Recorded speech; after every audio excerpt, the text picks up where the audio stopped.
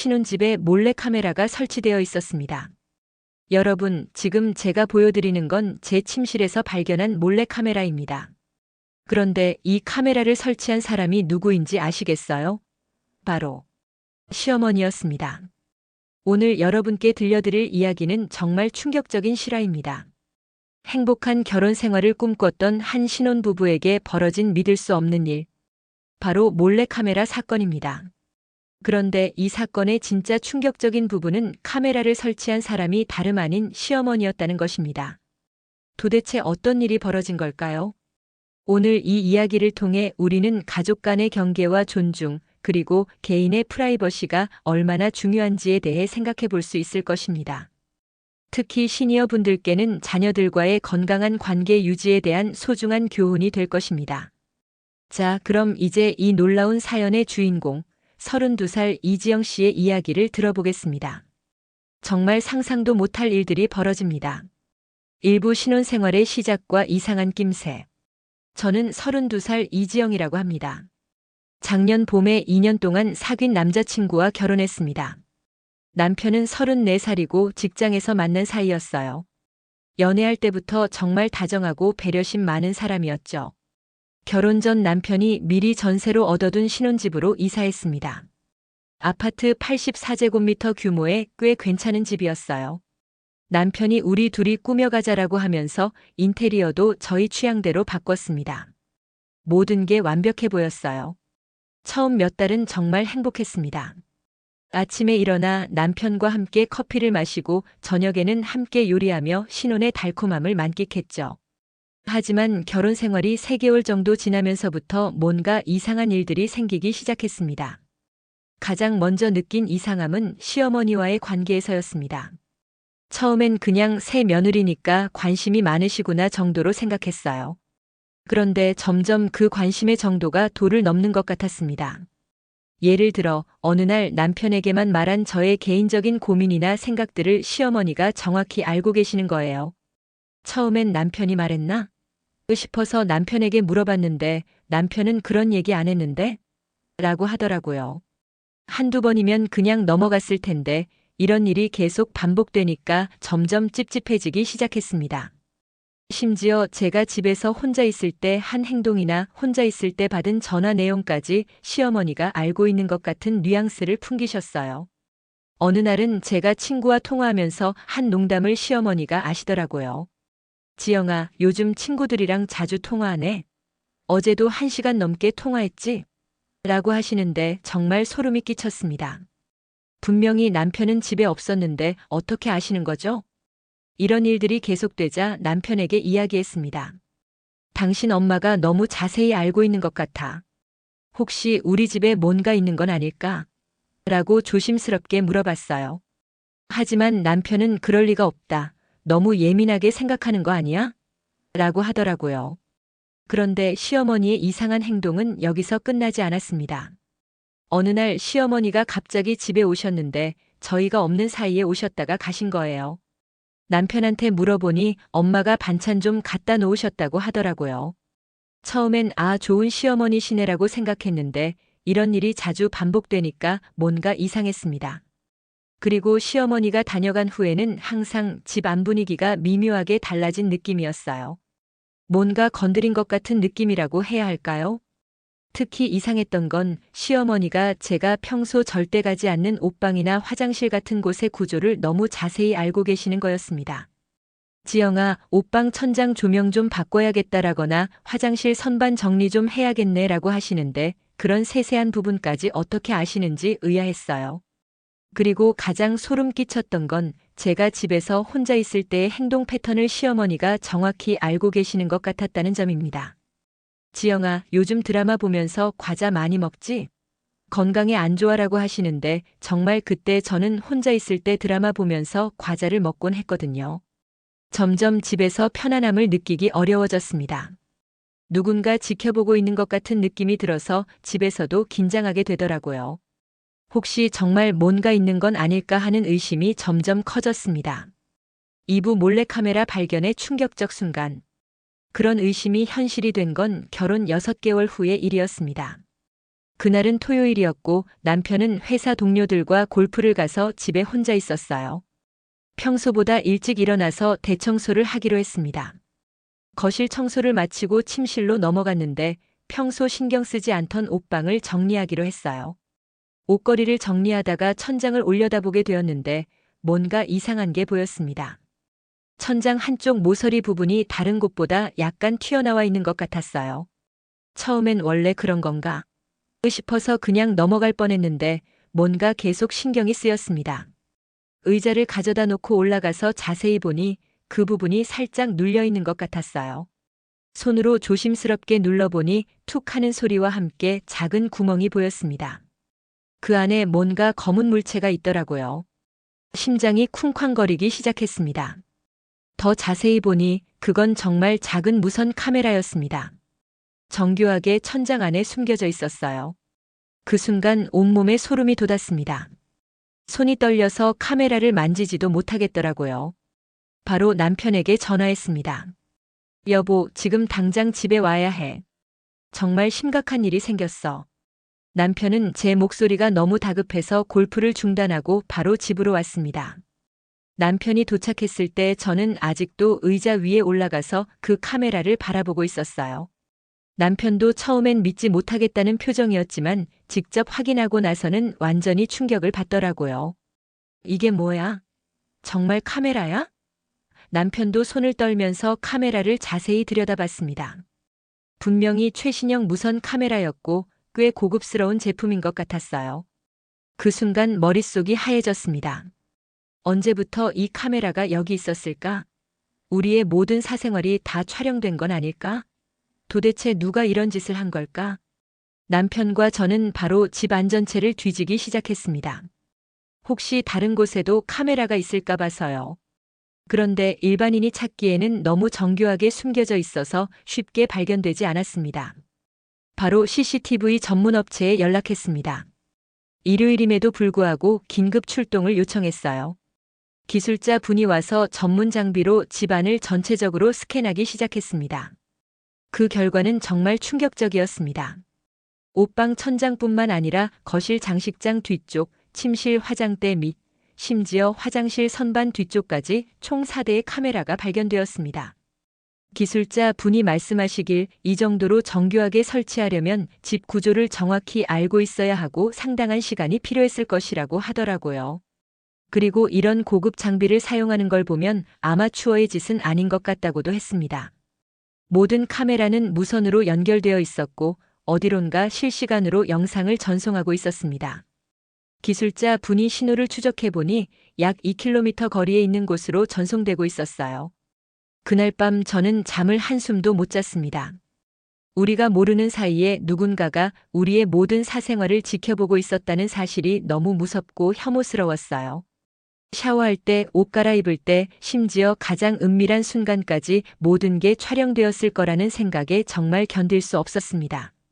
남편도 마찬가지였습니다. 평소 냉정한 성격인데도 그날만큼은 정말 화가 나서 주먹으로 벽을 치기도 했어요. 도대체 누가 이런 짓을 한 거야? 라면서 계속 중얼거렸습니다. 산부 시어머니의 정체가 밝혀지다. 다음 날 바로 경찰서에 신고했습니다. 담당 형사님이 이런 정교한 범죄는 처음 본다면서 매우 심각하게 받아들이더라고요.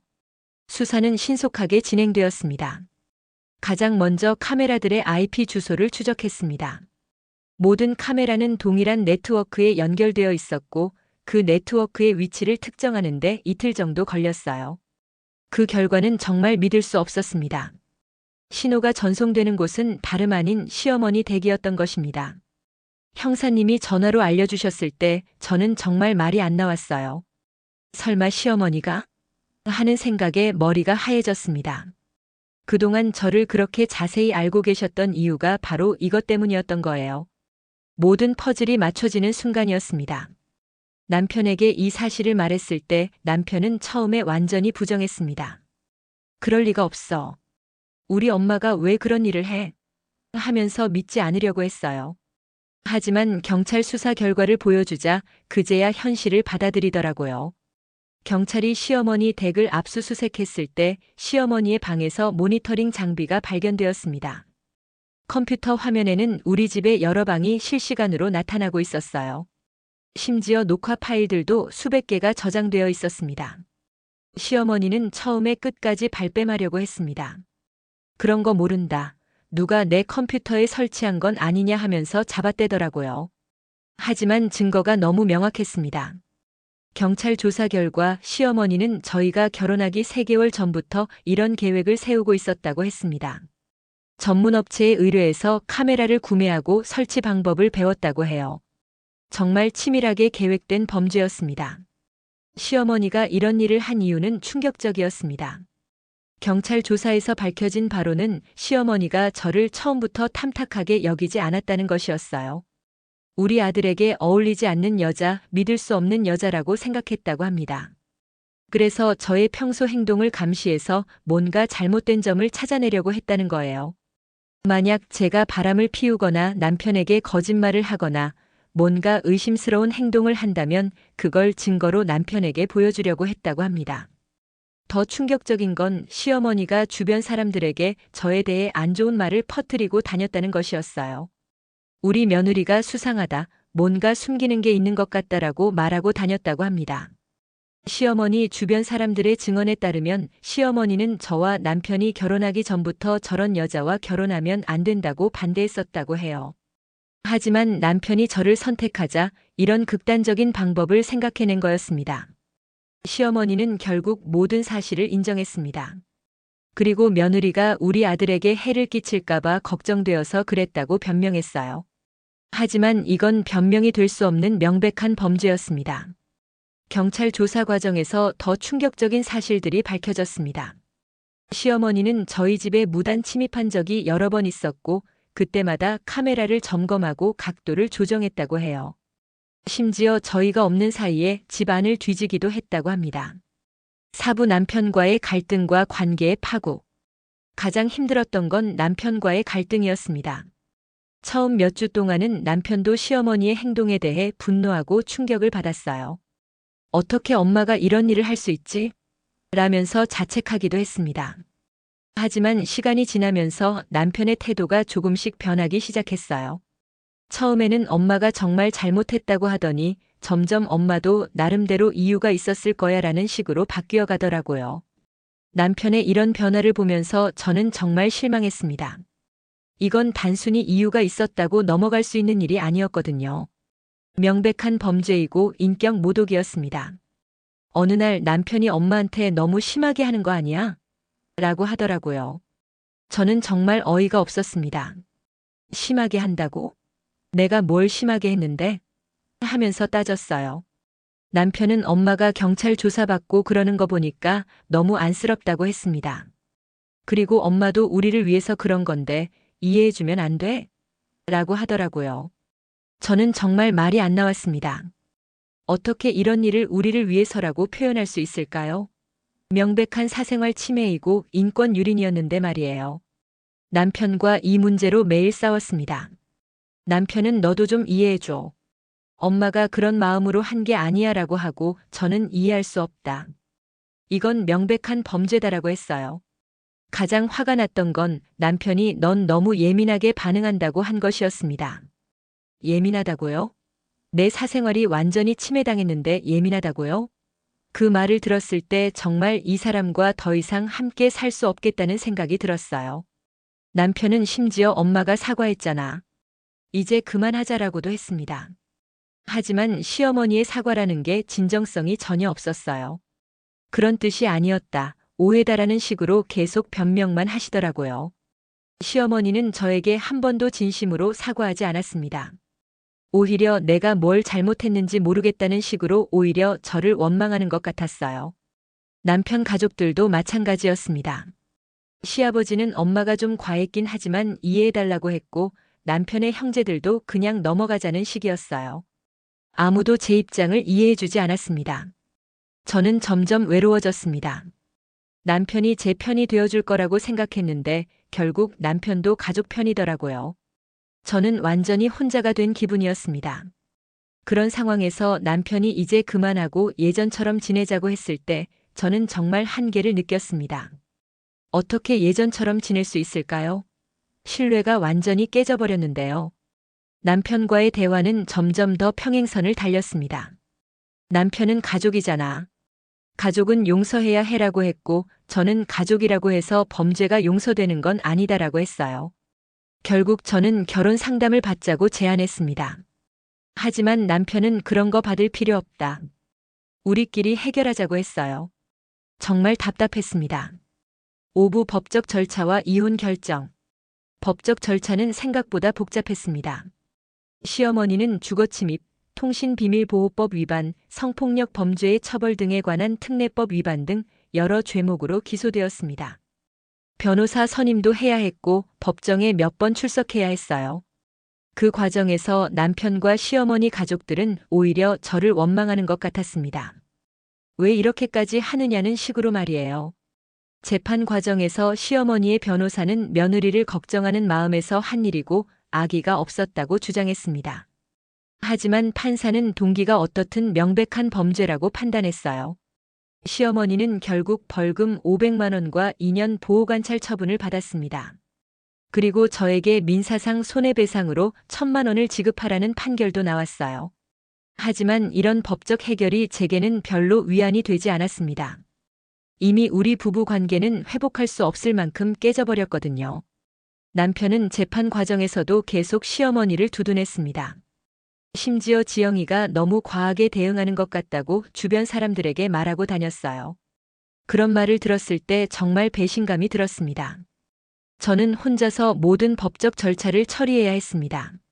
남편은 엄마 일로 너무 스트레스 받는다면서 적극적으로 도와주지 않았어요. 정말 힘들었습니다. 그런 상황에서 저는 이혼을 진지하게 고민하기 시작했습니다. 사랑보다 중요한 게 신뢰라고 생각하는데 그 신뢰가 완전히 무너진 상황에서 어떻게 계속 함께 살 수 있을까요? 남편에게 이혼 이야기를 꺼냈을 때 남편은 너 미쳤어? 이런 일로 이혼을 해? 라고 했습니다. 그리고 시간이 지나면 다 괜찮아질 거야 라고 했어요. 하지만 저는 확신했습니다. 이건 시간으로 해결될 문제가 아니었어요. 남편이 제 편이 아니라는 걸 너무 명확히 알게 되었고 앞으로도 이런 일이 또 생길 수 있다는 생각이 들었습니다. 이혼 변호사와 상담을 받았습니다. 변호사는 충분히 이혼 사유가 된다고 했어요. 배우자 가족의 심각한 사생활 침해와 그에 대한 배우자의 무책임한 대응은 혼인을 계속 유지하기 어렵게 만드는 중대한 사유라고 했습니다. 저는 친정 부모님께도 상의했습니다. 처음에는 그래도 이혼은 너무 심한 거 아니냐고 하시더니 자세한 사정을 듣고 나서는 내가 옳다고 하셨어요.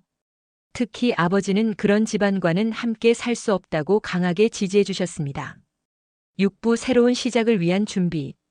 이혼 결정을 내린 후 저는 모든 걸 정리하기 시작했습니다. 가장 먼저 한 일은 신혼집을 나가는 것이었어요. 그 집에서 하루라도 더 살 수는 없었습니다.